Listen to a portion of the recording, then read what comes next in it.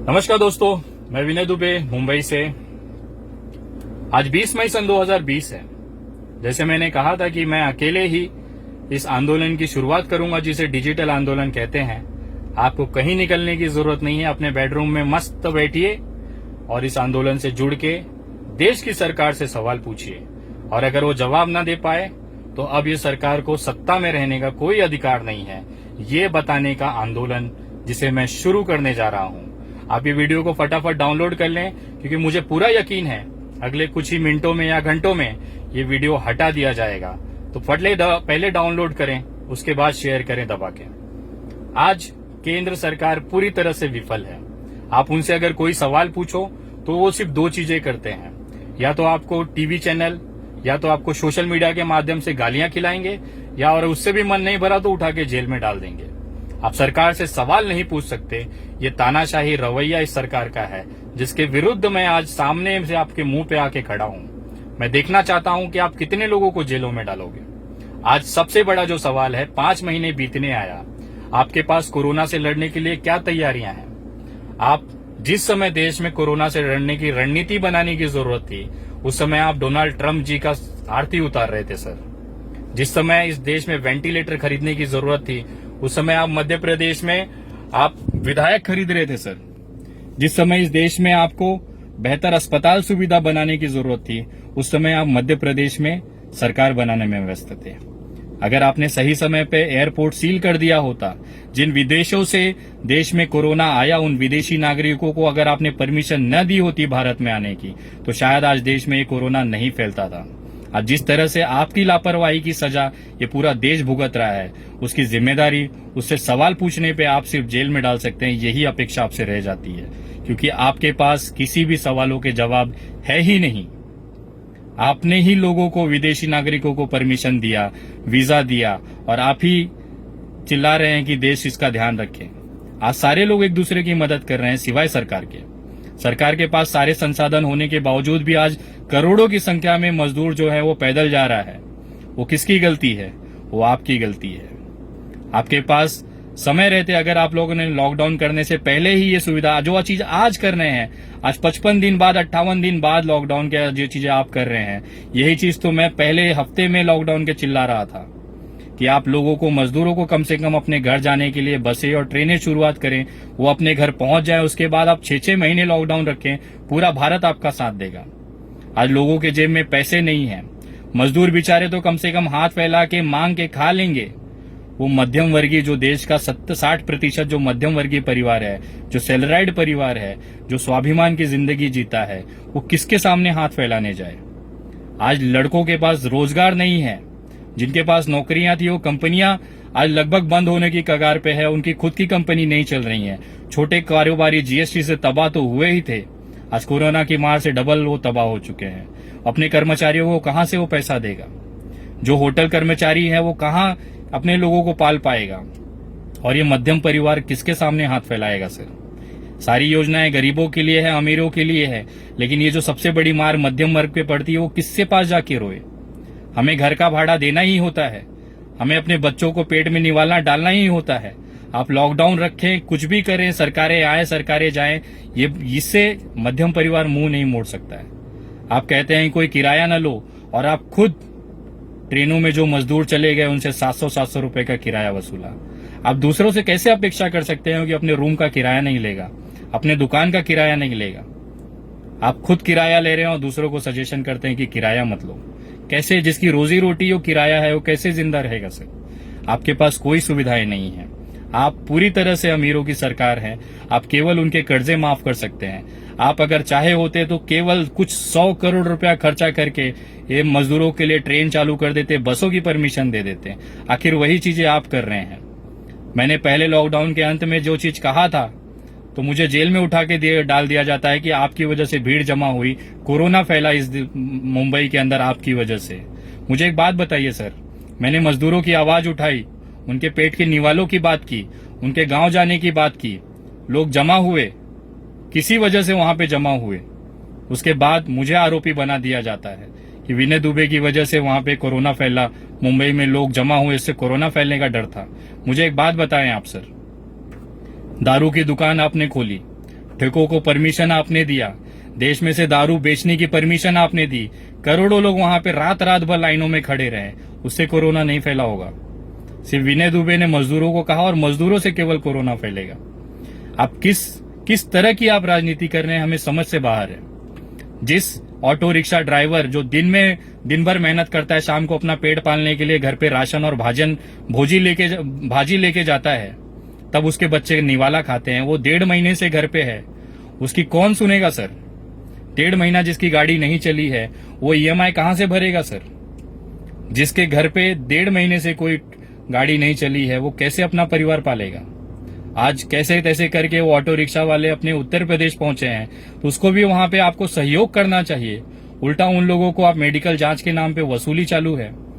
अपने सरकारी अस्पतालों में दवाई नहीं कह के बाहर से मेडिकल से आप दवाइयां लो, और दवाइयां भी 500-700 रुपए की। वो गरीब मजदूर अगर उसके पास 500-700 रुपया होता तो वो अपना कर्म भूमि छोड़ के अपने जन्मभूमि नहीं गया होता, वो यहीं पड़ा होता और खा रहा होता। अब वहां जाने के बाद भी उसको हलाल करेंगे आप? कितने पैसे की लालच है सर आप लोगों को? आप एक तो मदद करोगे नहीं, आप बसें नहीं चलाओगे, आप ट्रेनें नहीं चलाओगे, और जो चला रहा है आप उसको भी प्रताड़ित करने पे लगे हुए हैं। कैसे तैसे करके चलो, आपने कुछ नहीं किया, मजदूर पैदल चले गए, पैदल जाने के बाद भी आप उन्हें अपने राज्यों में आने नहीं दे रहे हैं। आप मेडिकल टेस्टिंग कराओ ना, जो सही है कम से कम उसे तो अपने घर पहुंचने दो। वो आपसे कुछ नहीं मांग रहा है सर, बस पैदल जा रहा है, उसमें भी आपको दिक्कत है। यही सारे सवाल हैं जो आपसे अगर कोई पूछता है तो आपके जो लावारिस बच्चे जो सोशल मीडिया पे है उसको गाली गलौज करते हैं, उसके धर्म के नाम पे गाली देते हैं। आज मैं आपसे कहता हूं कि एक नया आंदोलन मैं छेड़ने जा रहा हूं, जो ये सोशल मीडिया की जो गंदगी है, अब आप उसे साफ करेंगे सर। मोदी जी, आप पूरी तरह से विफल हैं इस देश के सरकार चलाने में। आप एक अच्छे वक्ता हैं, मेरे आराध्य हैं, एक उसका सम्मान है, लेकिन देश चलाने में आप सक्षम नहीं हैं। ये बोलते हुए मुझे शर्म आ रही है। आप देश चलाने में सक्षम नहीं हैं, आपके अंदर वो काबिलियत नहीं है कि आप एक देश चला सकें। आपने इतने साल गुजरात मॉडल के नाम पे आप जीते, आप वहां पे मुख्यमंत्री रहे। मुझे बताते हुए शर्म आ रहा है कि आज वही गुजरात में आपके जो डॉक्टर्स हैं वो पीपीई किट के लिए आंदोलन कर रहे हैं। ये आपका वही गुजरात है जहां पे मजदूरों को एक वक्त निवाला नहीं मिल रहा है, जिसकी वजह से वो सड़कों पे गाड़ियां तोड़ रहे हैं। ये आपका वही गुजरात है सर, जिन मजदूरों को आप वहां से भगा रहे हैं। मारपीट की गई जब ठाकुर कांड में, जिस समय ठाकुर समाज ने उत्तर भारतीयों को मार के भगाना चालू किया, तो उस समय राज्य में आपकी सरकार थी, केंद्र में आपकी सरकार थी। ये गुजरात मॉडल है सर, और आज इसी गुजरात मॉडल का जो भुगतान है ना, वो पूरा देश भोग रहा है। एक छोटा सा व्यापारी, एक छोटा सा दुकानदार, वो कैसे जिंदा रहेगा? उसके पास, आपके पास कोई नीतियां नहीं है। मध्यम परिवार, बेरोजगार युवा किसके सामने हाथ फैलाए, उसके लिए आपके पास कोई योजनाएं नहीं है, कोई उसका सोल्यूशन नहीं है। आप केवल अपने लावारिस बच्चों से गालियां दिलवाओ। आज जो आंदोलन मैं शुरू करने जा रहा हूं, इस देश से ये जो कचरे हैं इसको साफ करने के लिए मैं आंदोलन, सोशल मीडिया के जो कचरे हैं उसे साफ करने के लिए मैं आंदोलन लेके चल रहा हूं। ये चीज मैं पिछले 15 दिन से डेली कर रहा हूं, और मैं चाहता हूं कि अब पूरा देश ये चीज करे। अगर आपको सही लगता है करें, कोई जबरदस्ती नहीं है। अगर आपको लगता है कि अब देश में गाली गलौज और नफरत की राजनीति नहीं चलेगी, तो आपको इस आंदोलन में साथ देना पड़ेगा। नरेंद्र मोदी जी 3 माध्यमों से जीत के आते हैं। उनकी जो सबसे बड़ी ताकत है लोगों को गुमराह करके जीतने की, वो सबसे बड़ी ताकत इन 3 जगह से आती है। पहला है सोशल मीडिया, जहां से वो जीत के आते हैं, जहां पे इनके अंधभक्त लोगों को गालियां देते हैं, उनको परेशान करते हैं, ट्रोल करते हैं, चाहे वो ट्विटर हो चाहे फेसबुक हो। तो सबसे पहला काम हमें ये करना है, दिन भर नहा धो के मस्त तैयार होना है, अपनी जगह पे आके बैठना है। वैसे भी सब लॉकडाउन में है, अब अगला 1 महीना 1.5 महीना अगर लॉकडाउन चलता है तो हमें सिर्फ ये करना है, उसका सदुपयोग कैसे करना है मैं आपको बताता हूं। सोशल मीडिया, फेसबुक पे जाएं, जो भी ऐसे बंदे से आईडी से गाली गलौज आती है उस आईडी को रिपोर्ट करें। जितने भी ये मोदी भक्त के, जो भाजपा भक्त के जो ग्रुप्स बने हुए हैं ना, उस ग्रुपों की रिपोर्ट करें। एक छोटा सा व्हाट्सएप ग्रुप बनाएं जिसमें आपके आसपास के 50-100 लड़के या 100-50 लड़कों को जमा करें, और जिसकी भी नजर में ऐसी पोस्ट या ऐसी आईडीज आती हैं वो आईडीज को उस ग्रुप में डालें, और सभी लोगों को निवेदन करें कि उस ग्रुप को आप रिपोर्ट करें। फेसबुक रिपोर्ट उसको करते रहें। अब मैं आपको दावे के साथ कह रहा हूं 30-35 आईडीज की तो मैं बजाता हूं रोज, और ये गिरती हैं, बंद होती हैं, ये होती हैं। इसको प्रॉपर तरीके से रिपोर्ट करें, और रिपोर्ट कैसे करना है वो यूट्यूब पे आप सीख सकते हैं। तो ग्रुप बनाए, छोटे छोटे ग्रुप बना के वैसी आईडियो को ढूंढे जो गाली गलौज करते हैं, जो धर्म के नाम पे नफरत फैलाते हैं, चाहे वो हिंदू हो चाहे मुसलमान हो। जो भी गाली गलौज करता है, ये गाली गलौज के जो कीड़े हैं, ये जो कुत्ते हैं और जो कचरे हैं ना, इसे साफ करना अब हमारी जिम्मेदारी है। ये पूरे भारत की जिम्मेदारी है। सोशल मीडिया पे अब गाली गलौज और धर्म के नाम पे नफरत नहीं चलेगा। जो भी ऐसा करेगा उसकी आईडी बंद करा दीजिए, भले मेरी ही आईडी क्यों ना हो, बंद कर दो भाई, कोई दिक्कत नहीं है। ये फेसबुक पे आप रिपोर्ट करें। दूसरा, यूट्यूब चैनल। आपको बताते हुए आश्चर्यचकित हो रहा है कि जब से नरेंद्र मोदी जी की सरकार आई है, 1 लाख यूट्यूब चैनल से ज्यादा मोदी चैनल्स बने हैं वहां पे, जो केवल दिन रात मोदी भक्ति करते हैं। तो इन चैनलों को खोज खोज के उस चैनलों की रिपोर्ट करें, उसको स्ट्राइक करें। 2 से 3 बार स्ट्राइक और कम से कम 50 बार अगर उस पर रिपोर्ट होती है, वो चैनल बंद हो जाएगा। चैनल बंद कैसे करना है वो आप खुद यूट्यूब से सीखें।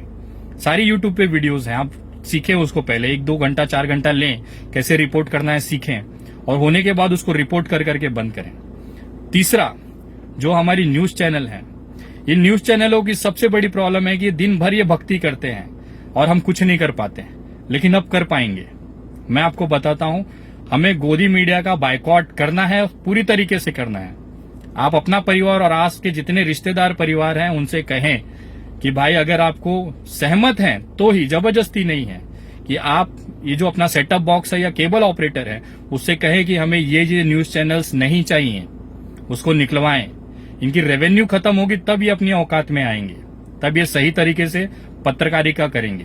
ये 3 जगह हमें करना है। आपको कसम खाना है, डेली प्रतिदिन कम से कम 100 फेसबुक आईडी अगर एक व्यक्ति रिपोर्ट करके बंद कराता है तो हम कहीं ना कहीं ये सोशल मीडिया का कचरा साफ कर सकते हैं। दूसरा, यूट्यूब चैनल, कम से कम 50 यूट्यूब चैनलों को हमें रिपोर्ट करना है। तीसरा, कम से कम 10 लोगों को प्रोत्साहित करना है कि ये जो न्यूज चैनल्स हैं उसको अपने सेट ऑफ बॉक्स और केबल ऑपरेटर से हटाए। ये डिजिटल आंदोलन हमें लगातार करना है। और साथ ही साथ जब भी आप फेसबुक पे पोस्ट करें या फिर ट्विटर पे करें, आप जरूर उसमें लिखें मजदूर विरोधी, जो हैशटैग होता है उसमें आप लिखें मजदूर विरोधी नरेंद्र मोदी, मजदूर विरोधी भाजपा सरकार, भाजपा हटाओ देश बचाओ, इस तरह से। और लास्ट में आप डिजिटल आंदोलन करके एक हैशटैग चलाएं कंटिन्यू। इससे ये पता चलेगा कि आप इस मुहिम से जुड़े हुए हैं। डिजिटल आंदोलन विनय दुबे भी करके आप चला सकते हैं, आपकी मर्जी है। और मैं आपको कह रहा हूं, केवल 1 हफ्ते अगर तबीयत से ये कर दिया जाए ना, ये अपने घुटनों पे आ जाएंगे। इससे सवाल पूछने वालों की तादाद बढ़ जाएगी और जिस तरह से ये ट्रोल करते गालियां देते हैं वो पूरी तरह से खत्म हो जाएगा। जब भी आपकी नजर में कोई कमेंट आता है या जब भी आपकी नजर में कोई ऐसी आईडी आती है, उसकी तुरंत रिपोर्ट करें। उस गाली को बेस करके उस कमेंट को रिपोर्ट करें। मैं आपको दावे के साथ बोल रहा हूं, ये कचरा जो है ना सोशल मीडिया का, वो खत्म हो जाएगा। अब हमें ये करना है, say no to social media abuse. अब ये ट्रेंड चलाना है, ये काम करनी है। और इसके साथ में जल्द से जल्द, और मैं निवेदन करता हूं भारत सरकार को, मोदी जी आपको खुद को ये एहसास है कि आप देश नहीं चला पा रहे हैं। मैं आपसे निवेदन करता हूं कि स्वेच्छा से अपनी एक नैतिक जिम्मेदारी लेते हुए आप अपने पद से इस्तीफा दे दें, आप ये सरकार खत्म करें और राष्ट्रपति जी को ये मौका दें कि ये देश वो अपने हाथों से चलाएं। गवर्नमेंट चला लेगी, पुलिस चला लेगी, स्वास्थ्य सुविधाएं चला लेंगी, लेकिन मुझे ऐसा लगता है कि नरेंद्र मोदी जी और उनकी पूरी जो मंत्रिमंडल और सरकार है उस भारत देश चलाने में सक्षम नहीं है। तो एक नैतिक जिम्मेदारी लेते हुए प्रधानमंत्री जी अपनी स्वेच्छा से आप इसे इस्तीफा दे दीजिए और देश अब आपका भार नहीं उठा सकता है।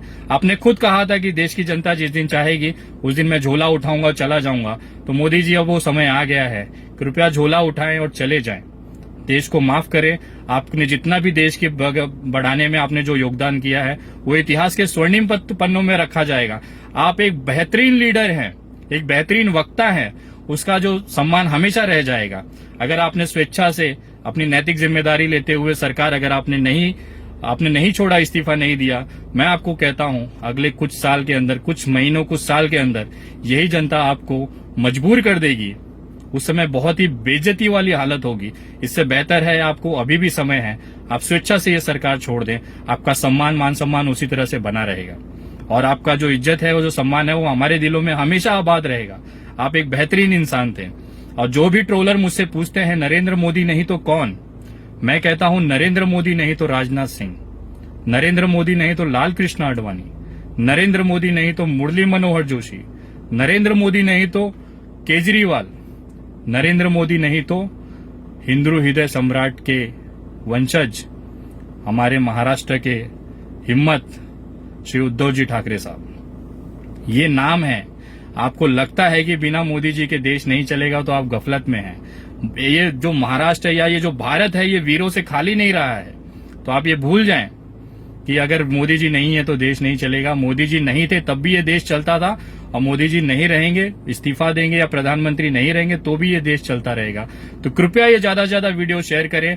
और अगर आप मेरे फेसबुक आगे मेरे आने वाले आंदोलन से जानकारी लेना चाहते हैं तो मेरे Facebook page the Vinay Dubey THE space Vinay VINAY space Dubey DUBEY, इस पे आप पेज को लॉगिन लाइक करें, फॉलो करें, और इस पे आप मुझसे जुड़ सकते हैं। इस पे इस समय करीबन 65,000 फॉलोवर के आसपास हैं। ज्यादा से ज्यादा लोगों तक ये वीडियो बनाएं, पहुंचाएं। और जो लोग मजदूर वर्ग हैं उनको मैं निवेदन करता हूं कि आज ये सही वक्त है, अपनी आवाज उठाएं। आप सोशल मीडिया के माध्यम से छोटे छोटे वीडियोस बना के पोस्ट करें।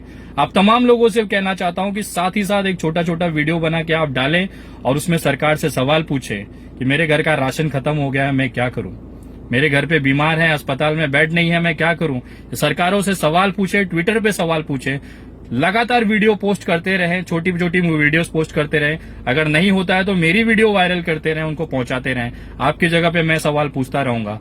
अगर इस बीच मुझे प्रशासनिक कोई कार्रवाई होती है तो बस आप लोग इतना करिएगा, ये मुहिम, ये आंदोलन न रुकने पाए। सरकार से सवाल पूछा जाना चाहिए और सरकार की जिम्मेदारी है वो उसका जवाब दे। जय हिंद, जय महाराष्ट्र।